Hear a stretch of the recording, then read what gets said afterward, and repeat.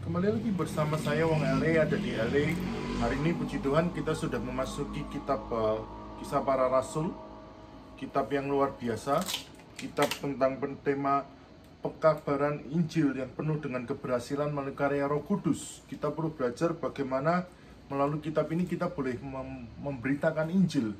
Dan saya berdoa setiap pembaca yang membaca dan mendengarkan kitab Kisah Para Rasul, mereka boleh diberkati Tuhan dan boleh mengalami satu mujizat Tuhan. Dan saya berdoa setiap orang yang mendengar pembacaan kitab ini boleh mengalami satu mujizatnya dan kuasa Roh Kudus ada dalam kehidupan kita semua. Selamat menikmati pembacaan kitab Kisah Para Rasul. Tuhan Yesus memberkati. Kisah Para Rasul. Kisah Para Rasul pasal 1. Roh Kudus dijanjikan. Hai Theophilus, dalam bukuku yang pertama aku menulis tentang segala sesuatu yang dikerjakan dan diajarkan Yesus, sampai pada hari ia terangkat. Sebelum itu, ia telah memberi perintahnya oleh Roh Kudus kepada rasul-rasul yang dipilihnya. Kepada mereka ia menunjukkan dirinya setelah penderitaannya selesai, dan dengan banyak tanda ia membuktikan bahwa ia hidup.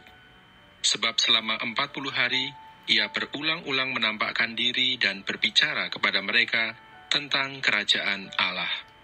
Pada suatu hari ketika ia makan bersama-sama dengan mereka, ia melarang mereka meninggalkan Yerusalem dan menyuruh mereka tinggal di situ menantikan janji Bapa, yang demikian katanya, telah kamu dengar daripadaku, sebab Yohanes membaptis dengan air, tetapi tidak lama lagi kamu akan dibaptis dengan Roh Kudus. Yesus terangkat ke surga. Maka bertanyalah mereka yang berkumpul di situ, Tuhan, maukah engkau pada masa ini memulihkan kerajaan bagi Israel? Jawabnya, engkau tidak perlu mengetahui masa dan waktu yang ditetapkan Bapa sendiri menurut kuasanya, tetapi kamu akan menerima kuasa kalau Roh Kudus turun ke atas kamu, dan kamu akan menjadi saksiku di Yerusalem dan di seluruh Yudea dan Samaria dan sampai ke ujung bumi. Sesudah ia mengatakan demikian, terangkatlah ia disaksikan oleh mereka, dan awan menutupnya dari pandangan mereka. Ketika mereka sedang menatap ke langit waktu ia naik itu, tiba-tiba berdirilah 2 orang yang berpakaian putih dekat mereka, dan berkata kepada mereka, Hai orang-orang Galilea, mengapakah kamu berdiri melihat ke langit?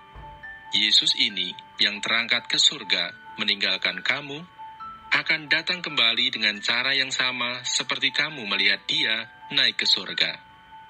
Rasul-rasul menanti-nanti.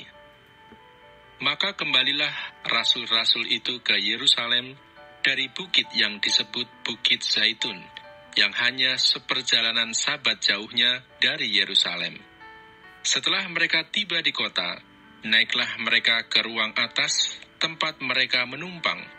Mereka itu ialah Petrus dan Yohanes, Yakobus dan Andreas, Filipus dan Thomas, Bartolomeus dan Matius, Yakobus bin Alfeus, dan Simon orang Zelot, dan Yudas bin Yakobus.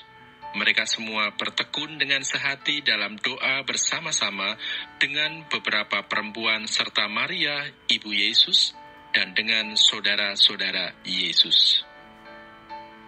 Matias dipilih menggantikan Yudas. Pada hari-hari itu, berdirilah Petrus di tengah-tengah saudara-saudara yang sedang berkumpul itu, kira-kira 120 orang banyaknya, lalu berkata, Hai saudara-saudara, haruslah genap nas kitab suci yang disampaikan Roh Kudus dengan perantaraan Daud tentang Yudas, pemimpin orang-orang yang menangkap Yesus itu. Dahulu ia termasuk bilangan kami dan mengambil bagian di dalam pelayanan ini. Yudas ini telah membeli sebidang tanah dengan upah kejahatannya, lalu ia jatuh tertelungkup, dan perutnya terbelah, sehingga semua isi perutnya tertumpah keluar. Hal itu diketahui oleh semua penduduk Yerusalem, sehingga tanah itu mereka sebut dalam bahasa mereka sendiri, Hakal Dama, artinya tanah darah. Sebab ada tertulis dalam kitab Mazmur, biarlah perkemahannya menjadi sunyi, dan biarlah tidak ada penghuni di dalamnya, dan biarlah jabatannya diambil orang lain.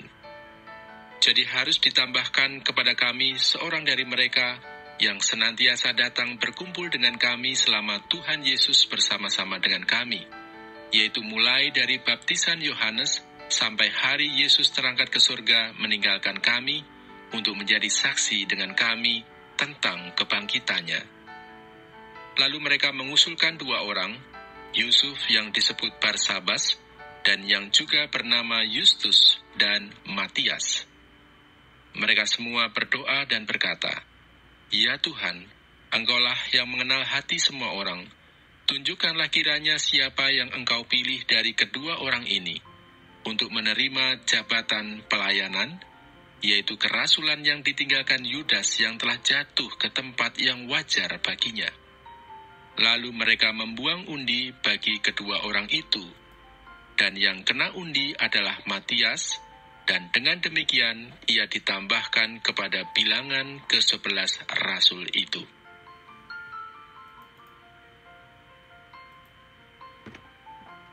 Kisah para